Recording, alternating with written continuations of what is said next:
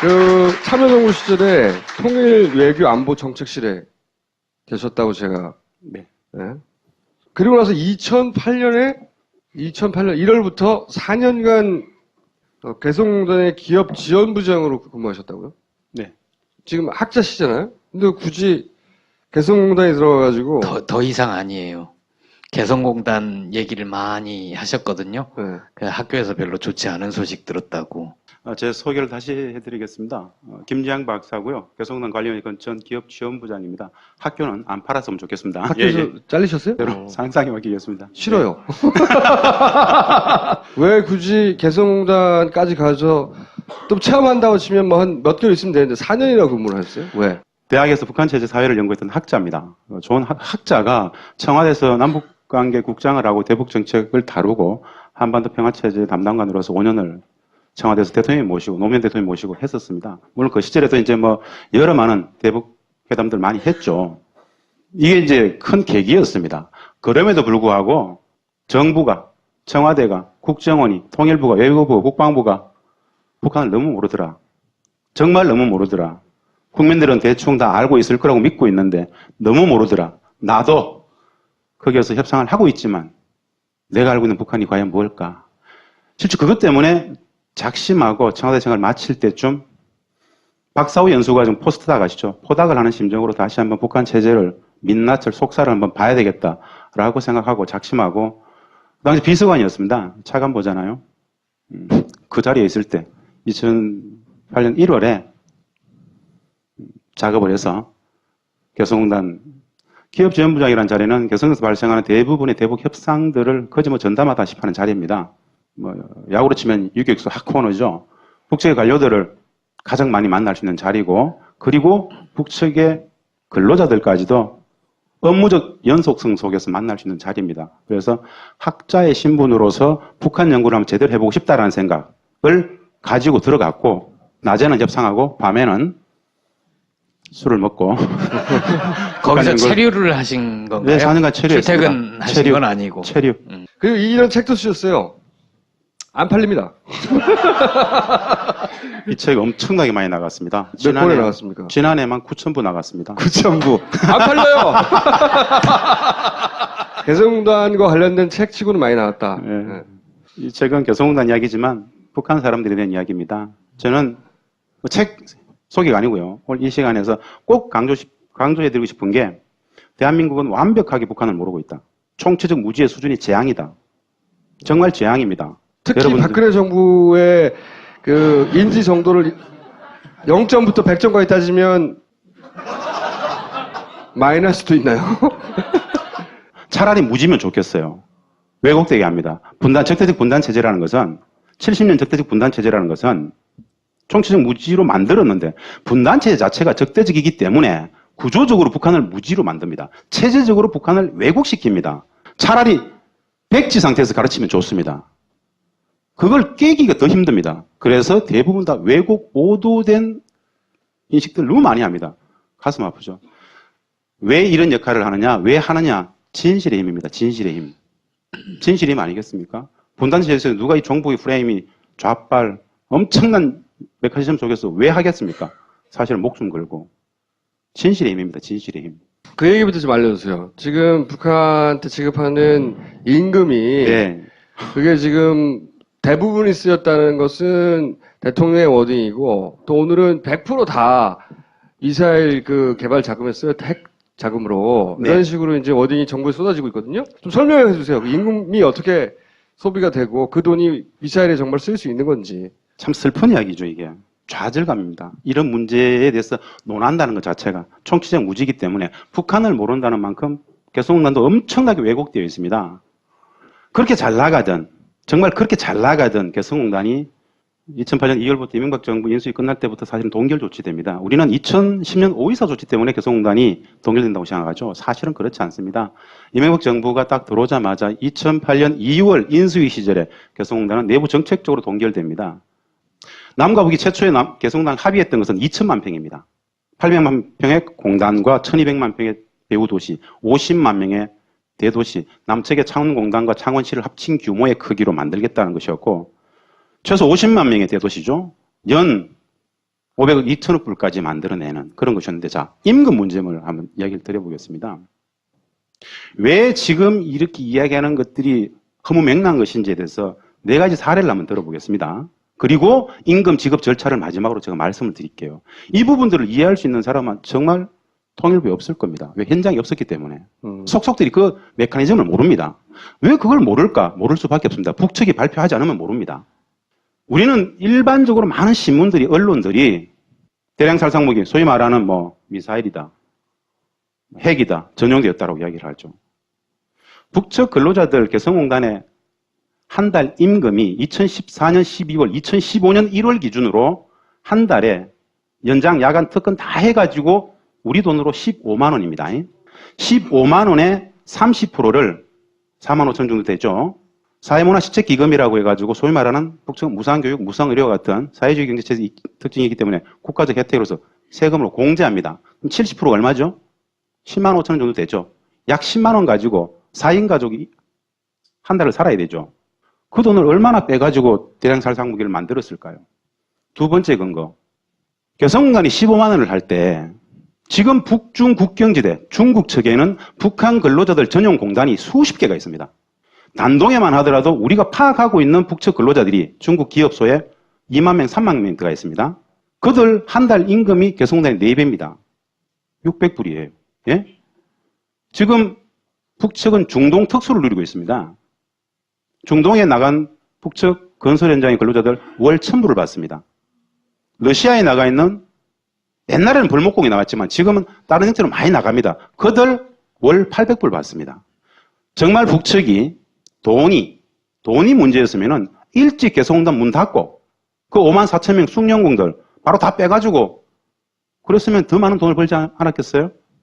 우리가 북을 정말 모른다라는 거. 세 번째 이야기를 드릴게요.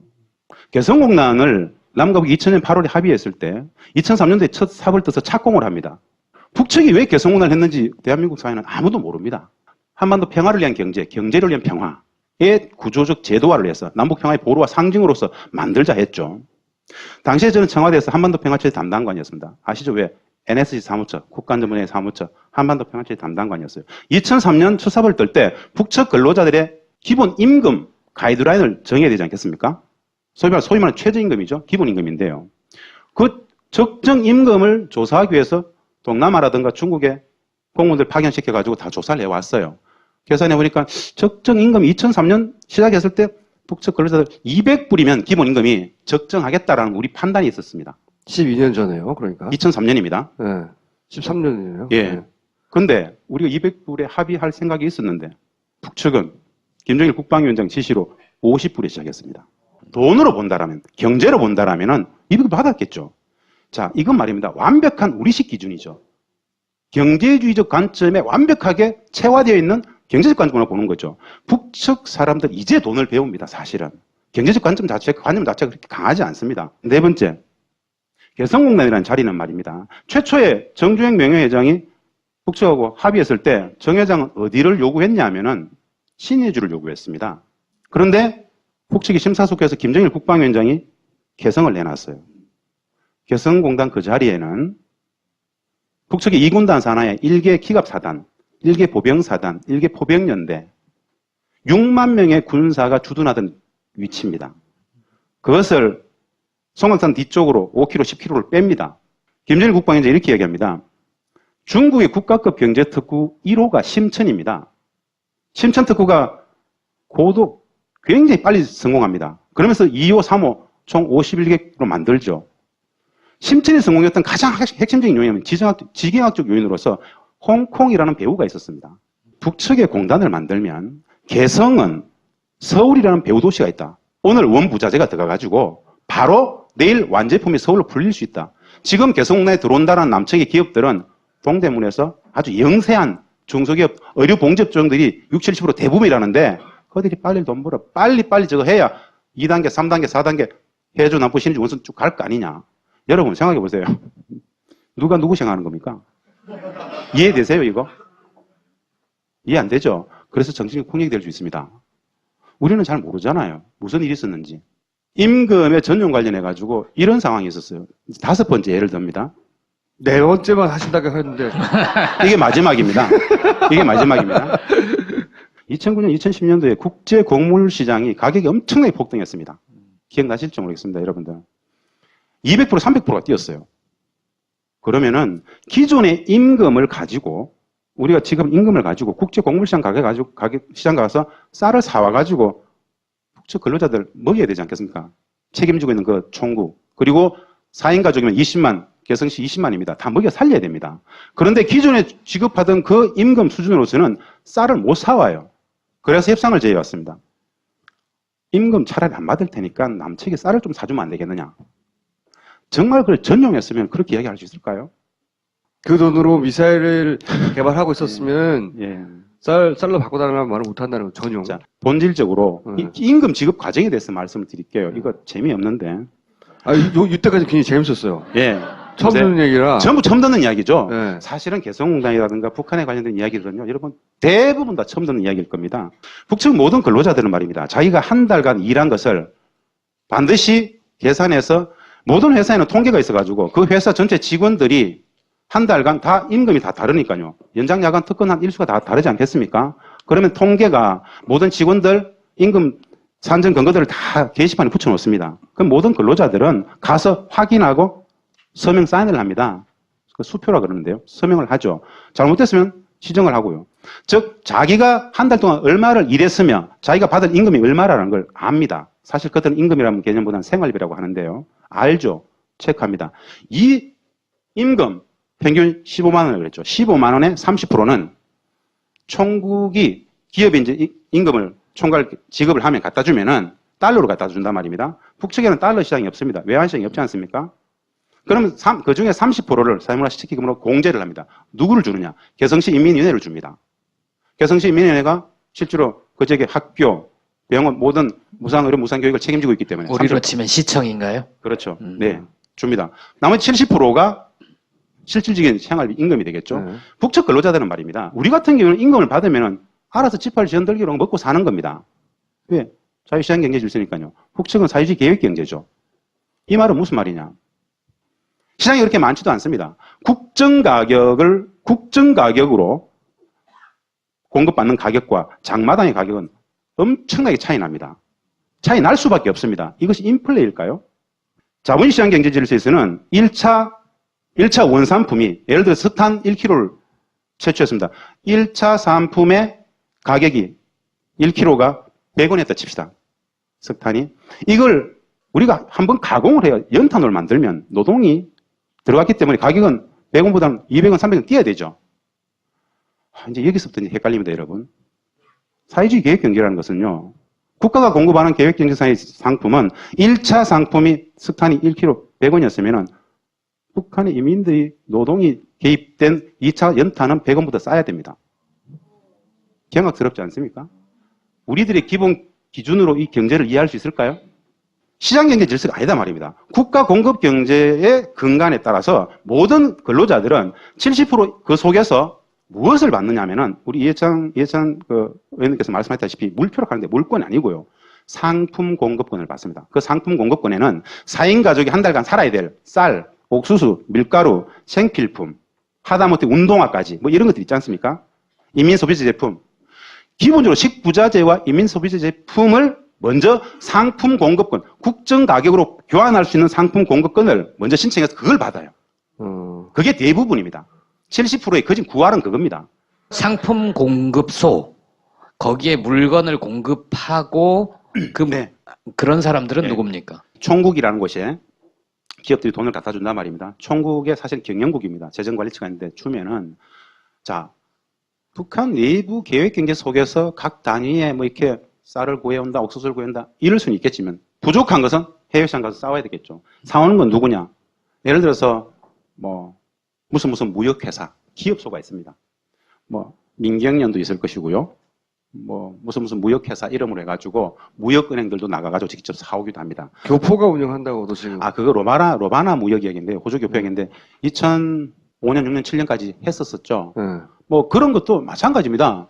북쪽에 기업소가 나와가지고 북쪽 다 기업소는 나와가지고 해외 합병회사를 만들어가지고 이거 우리가 직접 자본주의 시장에서 아직 저거 하니까는 당신들이 물품을 좀 공급해 오면은 같이 합병해서 우리 공급 좀 합시다. 이런 식으로 로바나 무역도 하죠. 여러 많은 형태의 무역들이 그렇게 전개가 되는 것이죠.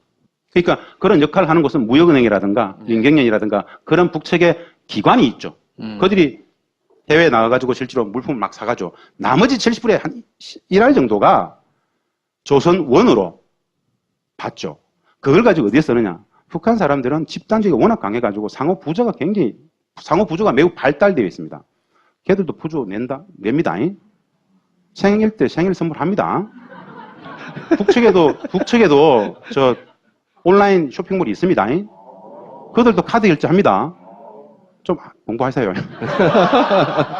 이게 북한의 저 엄청난 경제사회적 변화들을 여러분 모르죠. 북한은 지금 전 세계 모든 나라 사람들이 소위 북한의 적성국가라고 하는 미국, 일본, 이스라엘의 국민들이 마음껏 여행 가는 곳입니다. 우리만 못 가요. 생각해보세요. 적성국가의 나라 사람들이 마음껏 여행을 가가지고 동영상 찍고 사진 찍어가지고 유튜브에 막 올리지 않습니까?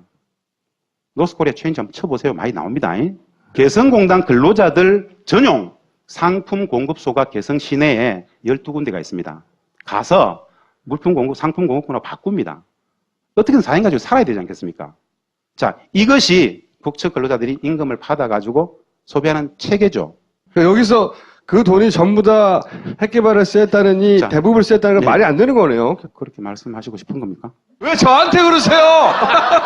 제가 이 이야기를 3일 전부터 들으면서요. 네. 막 한숨이 아니라 참혹함입니다. 왜 참혹함이냐? 그것이 국민들은 믿잖아요. 모르니까요. 적대적 분단 체제는 그렇게 제정신이 아닌 체제예요. 진실은 뭘까요? 여러분들한테 북은 뭡니까? 허접하고 맨날 헐보고 굶주리고 맨날 숙청이 나고 권력 투쟁이 나고 정말 그런 걸까요? 정말 그래야만 되는 걸까요? 적더라도 그 돈이 글로 흘러가는 걸 막는 경제 제재 효과가 있다. 이렇게 예. 얘기하면 개성공단이 북한 경제에 차지하는 비중 뭐 이런 게 나와야 될 텐데 이 개성공단을 문 닫으면 북한 경제가 타격이 있습니까? 없습니다. 저는 이렇게 뭐 적실성이 떨어집니다. 아닐 것 같은데요. 이렇게 말 못합니다. 없습니다. 그것은 계획경제입니다. 계획경제가 뭐예요? 70억 달러, 80억 달러 교육 규모를 이야기하는데 그 수치도 우리 수치일 뿐이고요. 사실은 외화벌이라는 것은 전용 외화벌이 수단이 따로 있습니다. 개성공업지구는 외화벌이 수단이 이미 아니에요. 뭐 그렇게 주장해도 사실은 뭐 국민들은 뭐 그러려니 따라가는 거겠죠. 북한 연구자들은 말입니다. 1년에 꼭 한두 번씩 반드시 북중 국경지대를 꼭 가봅니다. 신의주 앞에 있는 단둥부터 저 위에 훈춘까지 굉장히 많은 곳을 가봅니다. 가서 무엇을 하느냐. 옛날에는 뭐 다른 걸 봤지만 지금은 중국에서 어떤 물품들이 들어가는지 그리고 북한에서는 어떤 원료들이 나오는지 이런 걸 본단 말입니다. 2014년, 15년에 단둥에 여러 많은 도매, 소매 가르치를 제가 가봤을 때 물어봤어요. 뭐가 제일 많이 들어갑니까? 요즘 북한으로 그랬을 때? 2014년부터 백색 가전이 엄청나게 들어간다 그러더라고요. 백색 가전이 2014년, 18년 굉장히 많이 들어갑니다. 북측에 아파트들이 30, 40층 막 올라가는 거 사진을 보셨습니까? 평양, 신의주, 청진, 원산 막 난리도 아니죠. 북측의 경제가 지금 사실은 엄청나게 변화하고 있습니다. 그들은 대폭발이라 그럽니다, 지금. 우리만 모르죠. 그네들은 천지가 개벽하고 있다 그래요. 처음 들어보셨죠? 북한 경제가 호황이라는 얘기네요, 지금. 대단히. 뭐, 그걸 호황이라고 할 수도 있겠지만 사실은 그 구조적인, 시장화가 그것을 견인한다 이런 말도 있지만 사실은 이게 참 간단치 않은 건데요. 북한의 경제 구조가 공업만 하더라도 말입니다. 북한의 공업 경제가 9대1 경제라고 그랬습니다. 9대1 경제. 북한 공업의 공업이 9대1이다. 이게 무슨 의미냐? 9가 뭐냐? 군수였습니다. 북한 공업의 9는 군수입니다. 1이 민수였어요. 근데 북한 공업 경제의 9, 군수, 민수 1이 9대1이 8대2, 7대3, 6대4로 군수에 들어가는 것들이 민수로 빠지면서 그 재원들이 막 드러나고 있는 거겠죠. 왜 이런 일들이 가능할까요? 소위 말하는 핵 무력과 인민경제 병행 전략의 함수가 있습니다. 우리는 그게 무슨 의미인지도 잘 모릅니다. 사실은. 나중에 강의를 통해서 한번 말씀을 드리도록 하겠습니다. 저는 그냥 이게 타격이 되냐 그랬더니 안 된다고 끝날 줄 알았더니 그 다음 강의를 또 한 30분 해가지고 이게 타격이 안 된다는 거죠, 한마디로. 예, 예, 예. 그러니까 우리가 경제 제조 조치 일환으로 했다는 것도 말이 안 되고. 이런 건 있을 수 있습니다. 당장 문을 닫았기 때문에 예. 지금 바로 근무하던 예. 개성공단 5만 4천 명과 그 가족, 4인 가족 20만 명이 네. 당장 다음 달부터 한두 달은 못 살 수 있겠죠. 네. 그런데 말입니다. 계획경제지 않습니까? 국가는, 인민회는, 당은 반드시 그 5만 4천 명과 20만 명을 어떻게든 배치를 시킵니다. 우리는 가장이 회사에서 잘리면은 가정이 풍비박산나죠.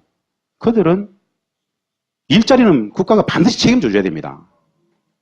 어떤 경제적 영향이 있을 수 있냐. 개성공단을 통해서 매우 안정적으로 늘 임금을 받고 있었는데 뭐 다른 노동으로 옮겨갈 수도 있을 것이고 제가 보기에는 그들은 몇 달 안으로 대부분 다 숙련공들입니다.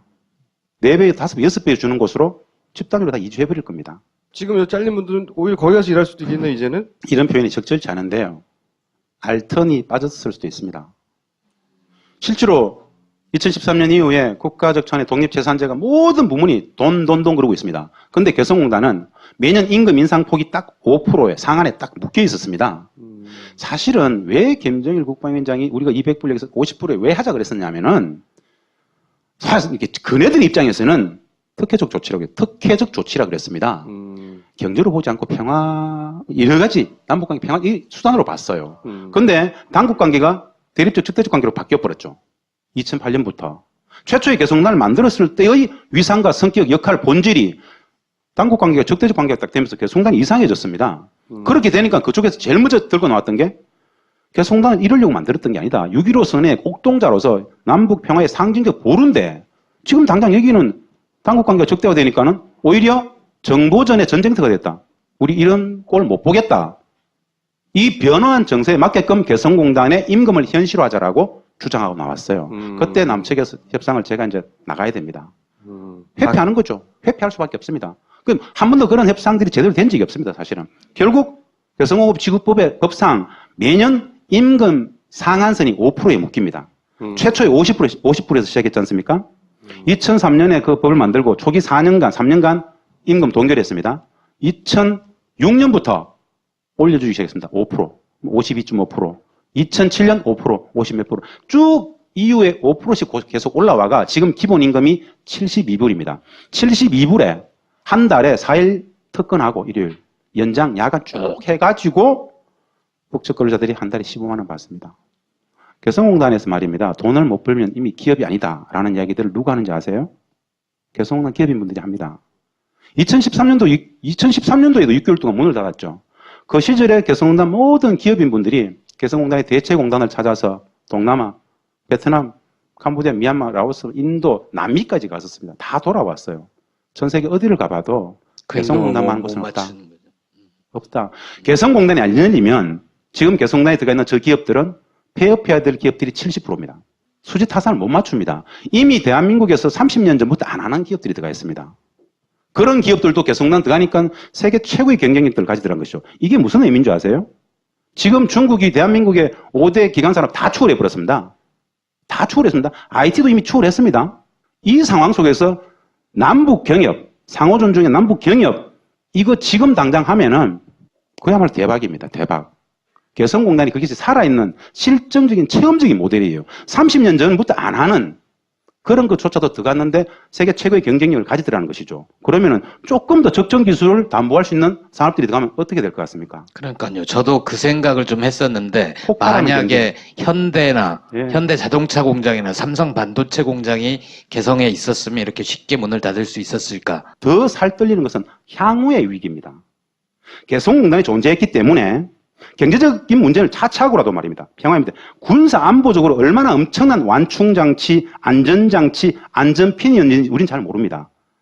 천안함, 연평도 수많은 위기가 있었을 때도 남도 북도 개성공단 때문에 거기에는 북측의 근로자 5만 4천 명과 남측의 근로자 많을 때는 3천 명, 적을 때는 1,000명이 같이 늘 일하는 곳입니다.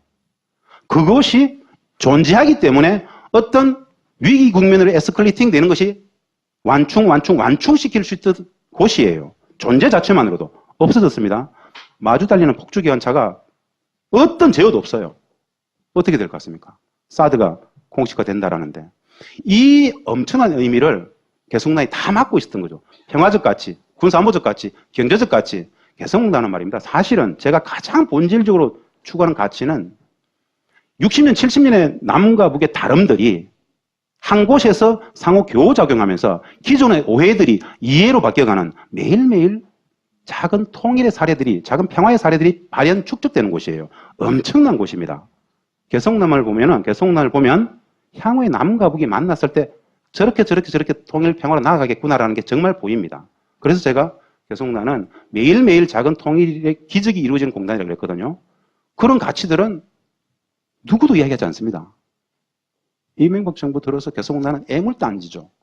이명박 정부는 개성공단을 최초부터 닫고 싶어 했습니다. 왜? 어느 시기엔가 2010년 5.24 조치가 나기 전입니다. 대외비로 우리가 개성공단을 닫았을 경우에 발생할 수 있는 정치, 경제, 사회, 문화적인 여러 국제정치적인 파장에 대해서 아주 비밀스럽게 연구 용역을 줬습니다. 왜 그걸 했을까요? 잘 돌아가는 개성공단을. 그 연구 용역 결과 보고서는 이렇게 나왔습니다. 우리가 일방적으로 닫으면 향후의 역사가 정치적 책임을 우리한테 물을 것이다. 닫으면 안 된다라는 결론을 내렸어요. 혹시 그 보고서 갖고 계세요? 안 갖고 있습니다. 그 연구 용역 보고서에 참여했던 누군가가 남북관계 전문가하고 개성에 있으니까 찾아왔어요. 큰일 났다. 이런 생각, 이걸 한다. 경악했죠. 근데 경악할 일도 아닙니다. 6.15가 부정이 되고 14가 부정되는데 개성공단은 그때부터 사실은 늘 일상적인 위기 관리 매뉴얼만 만지작거렸던 곳입니다. 못 닫으니까 결국 어떻게 됐느냐. 열중시야, 낙동강 오리야, 호담남 보리자루처럼 방치되고 있었죠. 비정상의 정상화가 지난 7년, 8년을 규정했던 곳이 개성공단이에요. 그럼에도 불구하고 저는 그 비정상의 정상화, 그 비정상적 상황에 남아 개성공단이 유지될 수 있다는 것 자체가 기적이었다라고 저는 봅니다. 지금 완전히 숨통이 끊겨버렸지 않습니까? 저것을 다시 복구한다. 당분간은 어려울 것 같다라고 생각합니다. 우리 기업들이 보상을 받거나 혹은 회복을 할 수 있을까요? 오해가 많습니다, 여러분. 아마 이 자리에 계신 분들이 기존에 2013년 6개월 동안 문 닫았을 때, 그 당시 언론은 그렇게 썼습니다. 엄청나게 많은 지원이 됐던 걸로 알고 계실 거예요. 그 언론 발표는 통일부는 뭐 기업들하고 이야기하지 않고 기자들 불러놓고 발표했으니까요. 다 받아 적었죠. 결론적으로 말씀을 드리면은 따로 별도로 지원한 건 한 푼도 없습니다. 지원이 있다라면은 12%짜리 대출을 최대 10억. 개성공단은 예를 들어서 OEM 업체가 대부분입니다. 아시죠? OEM 업체, 원청업체가 주문을 받아가지고 사실은 개성공단을 통해서 가장 큰 돈을 버는 사람들은 개성공단 기업들이기보다는 개성공단에 하청을 주는 남측의 원청업체들, 무슨 패션, 무슨 모직 다 있죠. 무슨 의류업체들 많지 않습니까? 그들이 실제로 가장 큰 돈을 벌었습니다. 이 원청업체들한테 주문 계약을 받아가지고 30억짜리, 40억짜리 봄, 여름 패션, 가을, 겨울 패션 30, 40억짜리 계약을 맺지 않습니까? 계약을 이행을 못하게 되면 최소 5배, 10배를 물어줘야 됩니다.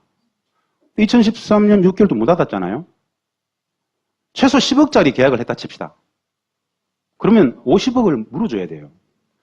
당시에 그것이 고려가 안 돼가지고 나중에 정부가 나서가지고 원청업체들 만나고 막 했었습니다. 6개월 동안 손실이 당시에 1조 얼마 막 이렇게 나왔었죠. 근데 엄청나게 지원된 줄 알아요. 경협보험금도 한 기업당, 예를 들어 투자한 기업이 30억, 40억 기존 투자하고 100억, 200억 투자했던 기업들한테 최대 맥시멈 70억까지 경협보험을 지급을 했거든요. 경협보험금 못 받은 데도 굉장히 많습니다. 주자마자 다시 또 다 돌려받았죠. 실제로, 이건 기업들한테 꼭 확인해 보십시오. 실제로 정부가 순수한 의미에서 지원했던 금액은 한 푼도 없습니다. 10억, 12%, 10억 대출해 줬던 거, 이번에도 마찬가지로 지원을 얘기하니까는 명확하게 입장 정리를 했죠. 지원이 아니다. 보상이다. 왜 보상이냐? 2월 10일 날 통일부가 기업들을 부르기 시작합니다. 연휴 마지막 날이었습니다. 그때까지 기업들은 아무것도 몰랐습니다. 2시에 만났습니다. 자, 폐쇄합니다. 전면 중단합니다. 오늘 5시에 언론에 발표합니다. 기업도 이렇게 얘기했어요. 그러지 말고 언론에 나중에 이야기하고 일주일만 시간을 달라. 그럼 일주일 동안 다 좀 빼올게. 네. 차 끌고 들어가고 해가지고 사람 들어가 좀 빼올게. 안 됩니다. 이게 무슨 짓이에요? 미친 짓이죠. 그래서 우리 기업들이 정말 간곡하게 그럼 3일만 달라. 이틀만 달라. 모든 회사에 차량 한 대, 사람 1명 들어갈 수 있다. 뭐예요? 군사작전 하듯이? 이게 이제 기업들은 뭐냐? 우리도 국민 세금 낸다. 뭐냐? 굉장히 항의를 많이 했어요. 이것이 안 받아들여져가지고 이 모든 책임은 정부가 져라. 보상하라. 200억, 300억씩 물려서 그냥 기자재 두고 저기에 우리가 투자한 SOC, 모든 기업들의 원부자재 내지는 생산 설비, 공장 건축 다 합치면 기존 투자된 게 1조 2천억, 3천억 정도 됩니다. 그냥 이제 무용지물이 되는 것이죠. 신용도는 어떻게 될 것이며 기업들은 제가 보기에 아까 말씀드렸듯이 한계 기업들이 많습니다. 한계 기업들. 향후 3개월, 4개월 안에 아마 70%는 그냥 다 124개 기업의 남측의 연관 협력업체가 5,000개입니다. 5,000개 전체 근로자 수가 12만 5천 명입니다. 북측 근로자들이 다 풍비박산 났을까요? 남측의 12만 5천 명 어떻게 될 것 같습니까? 연쇄작용 가는 겁니다. 저는 그래서 그것을 정말 무지가 부르는 자해행위라고 그랬습니다. 70, 80대 노구를 이끌고 이상 가족이 많습니다. 북측이 고향이신 분들이 거기 많이 들어가 계십니다. 뭔가 염원을 가지고 뭔가 그래도 기하고 싶어서 뭔가 의미를 찾고 싶어서 돈보다는 그분들에게는 삶이 송두리째 다 날아가는 것이죠. 부정당하는 기분은 자존감이 완벽하게 짓밟혔다는 생각은 여러 많은 참혹함들이 많죠. 참 간단치 않습니다, 여러분. 근데 이 자해란 말이죠. 왜 이렇게까지 자해 외교를 하는 걸까? 그 이유를 뭐라고 보십니까? 기본은 무지다. 그들도 모른다. 무지다. 이것은 말입니다. 청와대에서 근무할 때 대북 정책을 다루는 위치에 있었기 때문에 통일부, 국방부, 외교부, 국정부 관계에서 참으로 많이 알지 않겠습니까? 정책 결정이 어떻게 되는 것 같아요, 여러분? 사실은 그분들이 모여가지고 토론토의 하면서 결정을 냅니다. 가장 기본은 뭘 것 같아요? 북한에 대한 발언 이해겠죠. 개성공단에 대한 발언 이해이지 않겠습니까? 정말 엄정하고 정확하게, 엄격하고 정확하게 판단하고 있을까요? 난 놓고 기억자도 모른다는 이야기 하죠. 낯을 던지면은 기억으로 해석할 수 있어야 되죠. 분단체제는 낯을 던지면은 니언으로 해석해 버립니다. 실제로 그렇습니다. 이 무지가 기본이다. 좀 더 나아가면은 그 무지에 플러스 신념과 확신에 찬 어떤 전략적 이해관계가 있다. 저는 요 이후부터 전개될 게 사드죠. 네. 그분한테 물어보시고요. 사드 공식화가 전 가장 살떨리는 현실이다. 생각해 보십시오. 수폭 실험을 했습니다. 핵시험입니다. 핵시험과 인공위성. 근데 초지일관 끝까지 미사일이라 그러죠. 왜 위성을 미사일이라고 계속 이야기할까요? 그때부터 의도된 뭔가 있었겠죠. 누군가 그렇게 희화화시켜서 얘기했어요. 야, 저게 위성이냐 미사일이냐? 모르냐? 궤도를 돌고 있는 미사일이라고. 그것을 기정사실화 해놓고 몰아가고 있는 분위기라는 것은 전 조금 걱정스러운 게 그런 겁니다. 이 우격다짐에 밀어붙이면 뭘까? 기본적으로 사드 공식화하고 난 이후의 재앙들은 어떻게 될까? 제가 대한민국의 최대 위기는 경제 위기라고 말씀을 꼭 드리고 싶습니다. 지금 사드 공식화 관련해가지고 중국의 황구시보는 지금 난리도 아닙니다. 실질적인 전쟁을 선포하고 있습니다. 경제전쟁, 군사적으로 타격 얘기 나옵니다. 지금 우리 지금 어떨 것 같아요? 중국의 모든 여행사는 국영 여행사지 않습니까? 공산당입니다. 중국 공산당. 닫으면 닫을 수 있습니다. 노골적으로 이야기하죠, 지금. 근데 우리는 어떤 대응을 하고 있느냐? 경제장관들 모여가지고 사드 공식화 이후에 중국의 경제 제재에 대해서 어떻게 대처할 것인가를 지금 논의하고 있어요. 무대책입니다. 교수님이 점점 화가 나고 있어요, 지금. 네, 요 정도까지. 그러면은 한 가지만 더 여쭤볼게요. 대충 듣고 싶은 얘기는 다 들었고 교수님이 이제 곧 잘릴 테니까 부시 정권이 우리 개성공단 얘기 처음 할 때 네. 그때 반대하면서 미국이 내세웠던 미국 우퍼들의 논리예요. 미국 군 당국의 논리. 근데 지금 박근혜 정부가 꺼낸 이 논리는 실제로는 미국이 사드를 들여다오면서 같이 함께 들여온 논리가 아닌가. 금강산도 개성공단도 북측에 돈줄이라 그러죠. 돈줄이란 말을 돈줄의 어원이 뭡니까? 달러박스죠. 달러박스는 한글입니까? 영어입니까? 게임 끝났죠? 누가 얘기했을 것 같아요? 좀 비참한 이야기 하나 해드릴까요? 2000년 8월에 합의했던 개성공단을 왜 2003년이 돼서 착공을 할 수 있을까요? 노무현 대통령이 당선 안 됐으면 저거 못했던 겁니다. 근데 당선이 돼버렸어요. 이상한 일이 발생한 겁니다. 밀어붙여요. 결국 이제 이 대사관에서 주한 미 대사가 미 국무성에서 실질적으로 안 된, 뭐 적절치 않다. 다 그렇게 합니다. 굉장히 많은 논쟁을 합니다. 평화를 위해서. 이게 사단을 뒤로 미룰 수 있다. 군사 안보적으로 여러 많은 논리를 갖다 대고 계속 밀어붙여요. 제가 비참한 이야기를 하나, 비극적 이야기를 하나 말씀드리고 좀 소개하고 싶은 겁니다. 2003년도에 어떤 일이 발생하느냐. 청와대에 있었기 때문에 이런 이야기는 노무현 대통령께서 통일부 장관한테 이제 하기로 했어요. 설득을 했단 말입니다. 럼스펠트를 설득을 했어요. 미국 국방장관을 정동영 장관이 가지고 설득을 했습니다.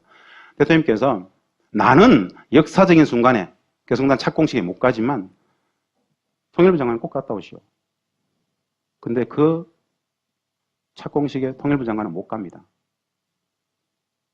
대통령의 의지가 좀 가보라는데 갔다 오라는데 왜 못 갔을까요? 광국 71년입니다. 해방 71년이죠. 독립 71년입니까?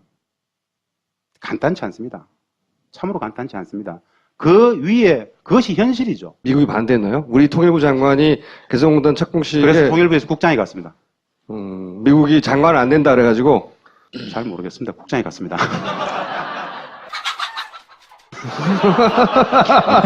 욕 고수하네. 여하간 그렇게 미국이 반대했던 거고 지금도 그 연장선상에 있는 거라는 저의 분석이 정확하죠. 북한은 박근혜 이라크가 된 건가요? 아니, 굉장히 어려운 문제인데요. 개성단 폐쇄와 관련해서 미국과 일본의 영향력이 있었다. 정부 고위 당국자 얘기했지 않습니까? 대한민국 외교는 대한민국의 국익을 위한 외교인가? 생각해 보셔야 되죠. 국제정치는 국익 중심, 내셔널 인트리스트, 국익 중심의 세계 질서죠. 그래서 오늘의 동맹이 내일 적이 될 수 있는 것이고 오늘의 적이 내일 동맹도 될 수 있는 것입니다. 다들 아시겠지만 카스라 탭트 밀약이 뭡니까? 일본이 조선반도를 먹고 미국이 필리핀을 먹기 위해서 했던 협약 아닙니까? 영일 동맹은 뭡니까? 영국이 인도를 처먹고 일본이 이걸 처먹기 위해서 했던 동맹 아닙니까? 교수님 처먹고는 좀 아니, 분노해야 되지 않습니까? 그 국제정치의 기본 이해관계, 국익 중심의 세계 질서가 이렇게 돌아가는데 정말 대한민국의 국익적 외교가 있을 것인가에 대해서는 정말 자문해 봐야 됩니다. 요 얘기는 꼭 하고 가야 되겠다고 생각하고 오셨는데 안 물어봤거나 남북관계나 평화 통일 문제는 결국 궁극의 가치는 국민 행복입니다. 국민 행복. 국민이 행복해야 된다. 분단은 국민 불행의 구조적 근원이더라. 아무리 분단체제 속에서 아무리 노력해도 불행할 수밖에 없습니다. 그런 구조가 있습니다.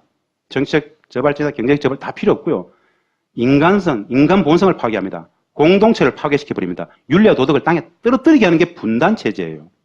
거짓과 기만, 왜곡, 허구가 켜켜이 쌓여진 게 분단 71년입니다. 아셔야 됩니다. 아는 만큼 보이죠. 분단의 폐해를 절대 가르치지 않습니다. 분단은 통일과 평화의 필요성을 가르치지 않습니다.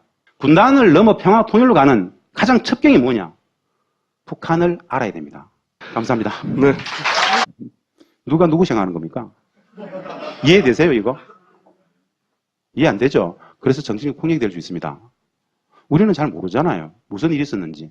임금의 전용 관련해가지고 이런 상황이 있었어요. 5번째 예를 듭니다. 4번째만 하신다고 했는데 이게 마지막입니다. 2009년, 2010년도에 국제 곡물 시장이 가격이 엄청나게 폭등했습니다. 기억나실지 모르겠습니다, 여러분들. 200%, 300%가 뛰었어요. 그러면은 기존의 임금을 가지고 우리가 지금 임금을 가지고 국제 곡물시장 시장 가서 쌀을 사와가지고 국제 근로자들 먹여야 되지 않겠습니까? 책임지고 있는 그 총국. 그리고 4인 가족이면 20만, 개성시 20만입니다. 다 먹여 살려야 됩니다. 그런데 기존에 지급하던 그 임금 수준으로서는 쌀을 못 사와요. 그래서 협상을 제의해왔습니다. 임금 차라리 안 받을 테니까 남측에 쌀을 좀 사주면 안 되겠느냐. 정말 그걸 전용했으면 그렇게 이야기할 수 있을까요? 그 돈으로 미사일을 개발하고 있었으면 예. 쌀로 바꿔달라는 말을 못한다는 거 전혀. 자, 본질적으로 임금 지급 과정에 대해서 말씀을 드릴게요. 이거 재미없는데. 이때까지 굉장히 재밌었어요. 예. 처음 듣는 얘기라. 전부 처음 듣는 이야기죠. 네. 사실은 개성공단이라든가 북한에 관련된 이야기들은요, 여러분 대부분 다 처음 듣는 이야기일 겁니다. 북측 모든 근로자들은 말입니다. 자기가 한 달간 일한 것을 반드시 계산해서 모든 회사에는 통계가 있어가지고 그 회사 전체 직원들이 한 달간 다 임금이 다 다르니까요. 연장, 야간, 특근한 일수가 다 다르지 않겠습니까? 그러면 통계가 모든 직원들 임금 산정 근거들을 다 게시판에 붙여놓습니다. 그럼 모든 근로자들은 가서 확인하고 서명 사인을 합니다. 그 수표라 그러는데요. 서명을 하죠. 잘못됐으면 시정을 하고요. 즉 자기가 한 달 동안 얼마를 일했으며 자기가 받은 임금이 얼마라는 걸 압니다. 사실 그들은 임금이라는 개념보다는 생활비라고 하는데요. 알죠. 체크합니다. 이 임금 평균 15만 원을 그랬죠. 15만 원의 30%는 총국이 기업이 이제 임금을 총괄 지급을 하면 갖다 주면은 달러로 갖다 준단 말입니다. 북측에는 달러 시장이 없습니다. 외환 시장이 없지 않습니까? 그러면 그 중에 30%를 사회문화시책기금으로 공제를 합니다. 누구를 주느냐? 개성시 인민위원회를 줍니다. 개성시 인민위원회가 실제로 그 지역의 학교, 병원, 모든 무상의료, 무상교육을 책임지고 있기 때문에 30만 평의 배후 도시, 50만 명의 대도시, 남측의 창원공단과 창원시를 합친 규모의 크기로 만들겠다는 것이었고 최소 50만 명의 대도시죠. 연 500억 2천억 불까지 만들어내는 그런 것이었는데 자, 임금 문제를 한번 이야기를 드려보겠습니다. 왜 지금 이렇게 이야기하는 것들이 허무맹랑한 것인지에 대해서 네 가지 사례를 한번 들어보겠습니다. 그리고 임금 지급 절차를 마지막으로 제가 말씀을 드릴게요. 이 부분들을 이해할 수 있는 사람은 정말 통일부에 없을 겁니다. 왜? 현장이 없었기 때문에. 속속들이 그 메커니즘을 모릅니다. 왜 그걸 모를까? 모를 수밖에 없습니다. 북측이 발표하지 않으면 모릅니다. 우리는 일반적으로 많은 신문들이, 언론들이 대량살상무기, 소위 말하는 미사일이다, 핵이다, 전용되었다라고 이야기를 하죠. 북측 근로자들 개성공단의 한 달 임금이 2014년 12월, 2015년 1월 기준으로 한 달에 연장, 야간, 특근 다 해가지고 우리 돈으로 15만 원입니다. 15만 원의 30%를 4만 5천 정도 되죠. 사회문화시책기금이라고 해가지고 소위 말하는 북측 무상교육, 무상의료와 같은 사회주의 경제체제의 특징이기 때문에 국가적 혜택으로서 세금으로 공제합니다. 그럼 70%가 얼마죠? 10만 5천 원 정도 되죠. 약 10만 원 가지고 4인 가족이 한 달을 살아야 되죠. 그 돈을 얼마나 빼가지고 대량살상무기를 만들었을까요? 두 번째 근거. 개성공단이 15만 원을 할 때 지금 북중 국경지대 중국 측에는 북한 근로자들 전용 공단이 수십 개가 있습니다. 단동에만 하더라도 우리가 파악하고 있는 북측 근로자들이 중국 기업소에 2만 명, 3만 명 들어가 있습니다. 그들 한 달 임금이 개성공단의 4배입니다. 600불이에요. 예? 지금 북측은 중동 특수를 누리고 있습니다. 중동에 나간 북측 건설 현장의 근로자들 월 1,000불을 받습니다. 러시아에 나가 있는 옛날에는 벌목공이 나왔지만 지금은 다른 형태로 많이 나갑니다. 그들 월 800불 받습니다. 정말 북측이 돈이 문제였으면은 일찍 개성공단 문 닫고 그 5만 4천 명 숙련공들 바로 다 빼가지고 그랬으면 더 많은 돈을 벌지 않았겠어요? 우리가 북을 정말 모른다라는 거. 세 번째 이야기를 드릴게요. 개성공단을 남과북이 2000년 8월에 합의했을 때 2003년도에 첫 삽을 떠서 착공을 합니다. 북측이 왜 개성공단을 했는지 그 참여정부 시절에 통일외교안보정책실에 계셨다고 제가. 네. 네. 그리고 나서 2008년 1월부터 4년간 개성공단의 기업 지원부장으로 근무하셨다고요? 네. 지금 학자시잖아요? 근데 굳이 개성공단에 들어가가지고. 더 이상 아니에요. 개성공단 얘기를 많이 하셨거든요. 네. 그 학교에서 별로 좋지 않은 소식 들었다고. 제 소개를 다시 해드리겠습니다. 김지향 박사고요. 개성공단 관리원회 전 기업 지원부장입니다. 학교는 안 팔았으면 좋겠습니다. 학교에서 잘리셨어요? 상상에 맡기겠습니다. 싫어요. 왜 굳이 개성공단까지 가서 또 체험한다고 치면 뭐 한 몇 개월 있으면 되는데 4년이나 근무를 하셨어요? 왜? 대학에서 북한체제 사회를 연구했던 학자입니다. 좋은 학자가 청와대에서 남북관계국장을 하고 대북정책을 다루고 한반도 평화체제 담당관으로서 5년을 청와대에서 대통령 모시고 노무현 대통령 모시고 했었습니다. 물론 그 시절에도 이제 여러 많은 대북 회담들 많이 했죠. 이게 이제 큰 계기였습니다. 그럼에도 불구하고 정부가, 청와대가, 국정원이, 통일부가, 외교부가, 국방부가 북한을 너무 모르더라. 정말 너무 모르더라. 국민들은 대충 다 알고 있을 거라고 믿고 있는데 너무 모르더라. 나도 거기에서 협상을 하고 있지만 내가 알고 있는 북한이 과연 뭘까? 실제 그것 때문에 작심하고 청와대 생활을 마칠 때쯤 박사후 연수과정 포스트닥 아시죠? 포닥을 하는 심정으로 다시 한번 북한 체제를 민낯을 속살을 한번 봐야 되겠다라고 생각하고 작심하고 그 당시 비서관이었습니다. 차관 보잖아요.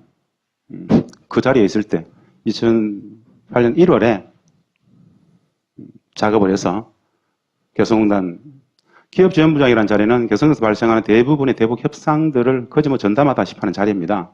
뭐 야구로 치면 유격수 핫코너죠. 북측의 관료들을 가장 많이 만날 수 있는 자리고, 그리고 북측의 근로자들까지도 업무적 연속성 속에서 만날 수 있는 자리입니다. 그래서 학자의 신분으로서 북한 연구를 한번 제대로 해보고 싶다라는 생각을 가지고 들어갔고, 낮에는 협상하고 밤에는 술을 먹고 거기서 체류를 하신 건가요? 네, 4년간 체류했습니다. 출퇴근하신 건 아니에요? 한민국 사회는 아무도 모릅니다. 한반도 평화를 위한 경제, 경제를 위한 평화의 구조적 제도화를 해서 남북 평화의 보루와 상징으로서 만들자 했죠. 당시에 저는 청와대에서 한반도 평화체제 담당관이었습니다. 아시죠? 왜? NSC 사무처, 국가안전부의 사무처, 한반도 평화체제 담당관이었어요. 2003년 추사벌 뜰 때 북측 근로자들의 기본 임금 가이드라인을 정해야 되지 않겠습니까? 소위 말하는 최저임금이죠. 기본임금인데요. 그 적정 임금을 조사하기 위해서 동남아라든가 중국에 공무원들 파견시켜가지고 다 조사를 해왔어요. 계산해보니까 적정 임금이 2003년 시작했을 때 북측 근로자들 200불이면 기본임금이 적정하겠다라는 우리 판단이 있었습니다. 12년 전에요, 그러니까. 2003년입니다. 네. 13년이네요. 예. 근데 우리가 200불에 합의할 생각이 있었는데 북측은 김정일 국방위원장 지시로 50불에 시작했습니다. 돈으로 본다라면, 경제로 본다라면은 200불 받았겠죠. 자, 이건 말입니다. 완벽한 우리식 기준이죠. 경제주의적 관점에 완벽하게 체화되어 있는 경제적 관점으로 보는 거죠. 북측 사람들 이제 돈을 배웁니다, 사실은. 경제적 관점 자체가 그렇게 강하지 않습니다. 네 번째, 개성공단이라는 자리는 말입니다. 최초에 정주행 명예회장이 북측하고 합의했을 때 정 회장은 어디를 요구했냐 하면은 신의주를 요구했습니다. 그런데 북측이 심사숙고해서 김정일 국방위원장이 개성을 내놨어요. 개성공단 그 자리에는 북측의 2군단 산하에 1개 기갑사단, 1개 보병사단, 1개 포병연대, 6만 명의 군사가 주둔하던 위치입니다. 그것을 송악산 뒤쪽으로 5km, 10km를 뺍니다. 김정일 국방위원장이 이렇게 얘기합니다. 중국의 국가급 경제특구 1호가 심천입니다. 심천특구가 고도 굉장히 빨리 성공합니다. 그러면서 2호, 3호 총 51개로 만들죠. 심천이 성공했던 가장 핵심적인 요인은 지경학적 요인으로서 홍콩이라는 배후가 있었습니다. 북측에 공단을 만들면 개성은 서울이라는 배후 도시가 있다. 오늘 원부자재가 들어가가지고 바로 내일 완제품이 서울로 풀릴 수 있다. 지금 개성공단에 들어온다는 남측의 기업들은 동대문에서 아주 영세한 중소기업 의료봉접종들이 60, 70% 대부분이라는데 그들이 빨리 돈 벌어. 빨리 저거 해야 2단계, 3단계, 4단계 해주 남부 신주 원선 쭉 갈 거 아니냐. 여러분 생각해 보세요. 이거. 체류. 그리고 이런 책도 쓰셨어요.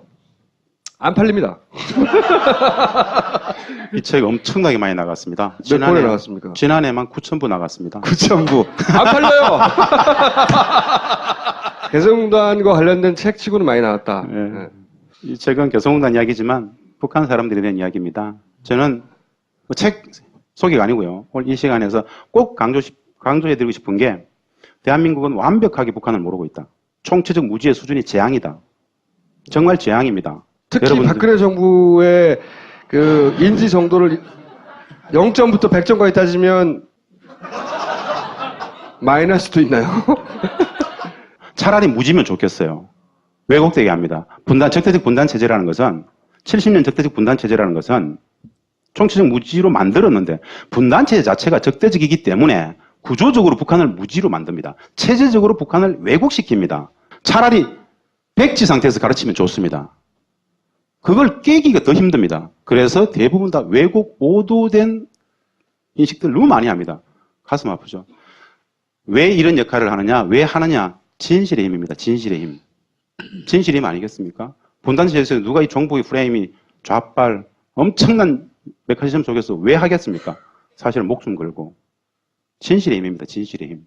그 얘기부터 좀 알려주세요. 지금 북한한테 지급하는 임금이 네.